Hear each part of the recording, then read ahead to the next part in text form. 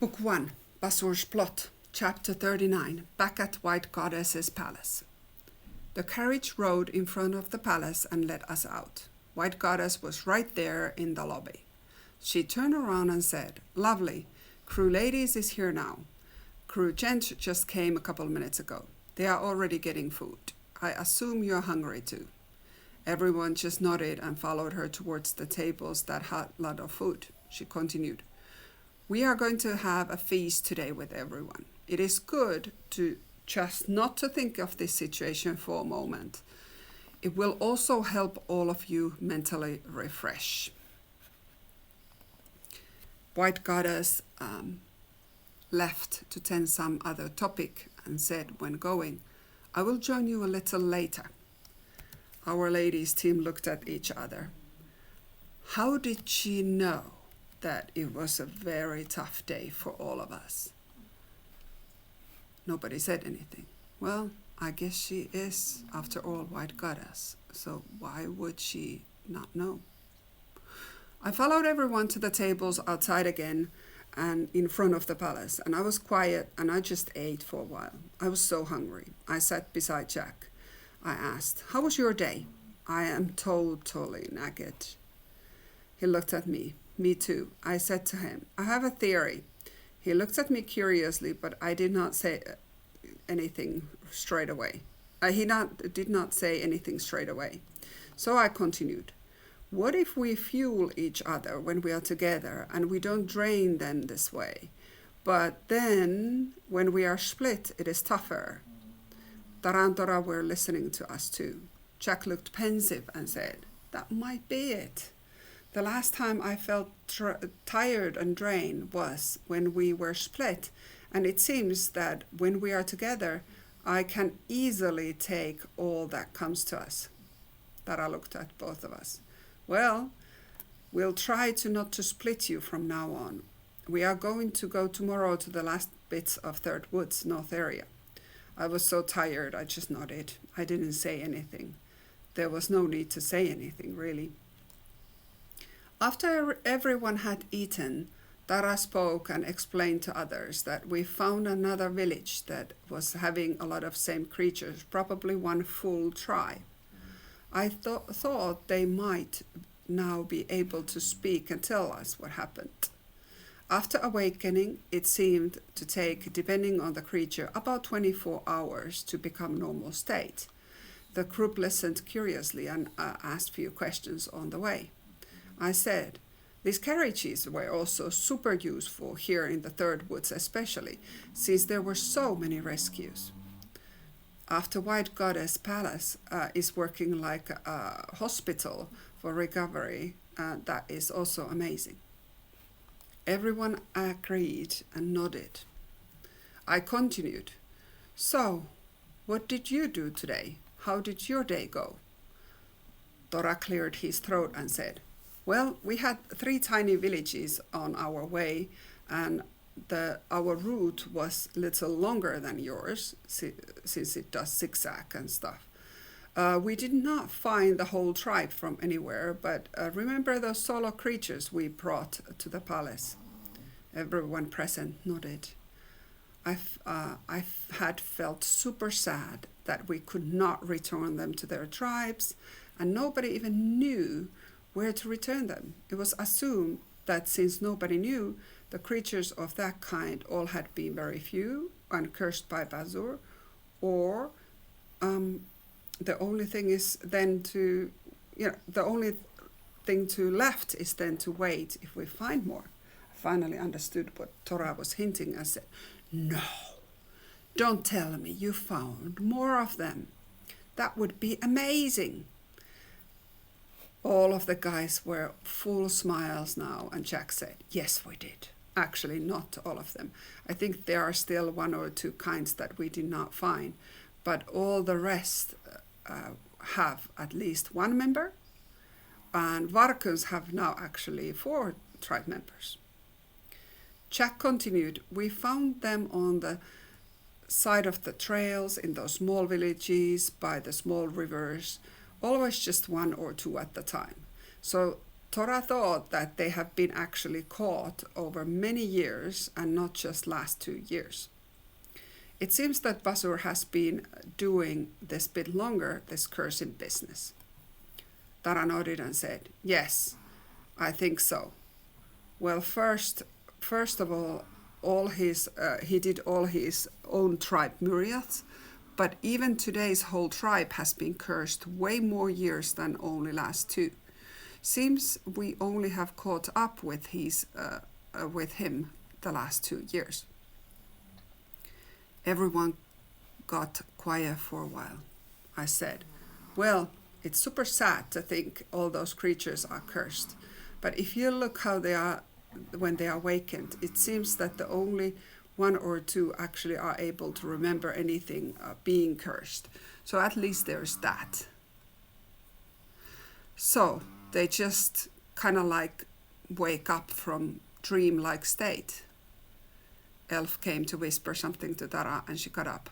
Let's go to the other side to plan for tomorrow.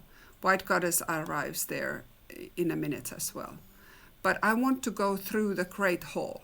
I think I need to see the joy of the rescues who we have here. I need to see that. There was no argument against that. Everyone got up fast and started to form queue automatically after Tara. Tara looked behind her and started to laugh. Look, I guess this is the formation we always walk since everyone just takes their place every time. Everyone just looked around and started to laugh. Tim said, well, this feels a good place to walk. It is like we already know our place and what to expect. It helps to conquer with the new events being in the same safe place, Jack said. Well said, Tim. This is exactly how I feel. We have all our tasks, so I can just scan and undo curses. I'm totally secure in my own place here after Sarah. Everyone laughed. Sylvester's place was after Tim and Jack, and I could not see her at all, but heard her. Hey, let's go. I need to see the joy of the rescued ones. Tara started to walk our train forward, still laughing. It was actually good that we were in a queue, since this great hall was again so full of rescues on both sides, and it was quite impossible to walk, even 2 side by side. There was a path-like area in the middle, crisscrossing back and forth, depending how big area the creatures took. There were small sizes and shapes and tiny to large creatures. I saw our Varkans, those silent ones that were dog-shaped but walked mainly on their 2 back feet. They had gotten few members and they were clearly talking some language together. The one who spoke to me looked into my eyes. I felt instantly like crying. I felt so many emotions coming from his eyes. He did not need to speak. I realized looking into his eyes. These Varkuns could give a message loud and clear in energy in a way that was way better than any words. He turned away and I felt just like I had experienced the most amazing gratitude speech. I wiped my eyes of tears and continued walking after Tara forward. I really needed this today when I was so drained. This is why we came to help. I turned slightly toward Jack. He noticed and said, I know, Sarah, I know. I did not even have to say anything, but I knew he knew exactly what to say, what I felt, if I had words coming out of me. I saw all but 2 of the creatures that we did not know where to take them, and still without new members. They were staying at the far end of the Great Hall. I looked at them and they approached us. Thank you for bringing our friends back to life. This is such a happy day, Tora said. We did not find your tribe members yet, the creature replied. Yes, we know. There are not so many left of us, but we got so many friends back. We actually think there might be only one creature for each of our tribes left and a baby to be awakened.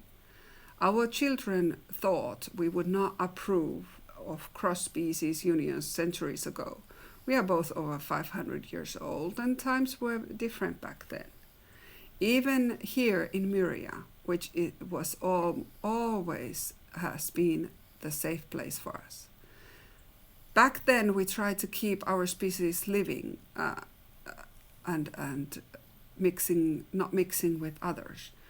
But we only had 3 members of our species, so it was very hard to maintain species like that. And life is to evolve. We have made peace about this long time ago. Too bad we both were not great communicating this with our children. So my daughter and his son, she was pointing to different type of creature by him, ran away, and they should have a baby, hopefully. I think Bazur has gotten to them. We really hope to find them, but they also may have left Myria. And if they did, they may actually be dead by now. Sadness flashed in the creature's eyes. They were actually quite similar creatures, both some kind of furry type that walked on back legs, but still having elf-like features. Very difficult to say. They both did have distinct features that made them different to others. One of them had a lot of features like a wolf, and the other one like a fox. If I squinted my eyes, I could imagine seeing beautiful colored copper fox and shiny furred grey wolf. Tara said, "Well, we still have a few areas up to the 6th woods. They might be hidden somewhere there. They have those individual places like cabins on the trails and off trails there. We will go to the north tomorrow to find more creatures." There was a glimmer of hope again in their eyes, and the fox-like creature spoke. "We just want to say that thank you for finding all these friends already. If you find our children, we will be ecstatic. But we want you to know we are already grateful to be alive and surrounded with the friends." Our group was pushed to one pile to hear them speak. So I don't think anyone's eyes were dry at this point. I cleared my throat and said shakily, "Thank you. We really needed those words today. It has not been an easy day. And to hear your happiness in your voices means the world to us."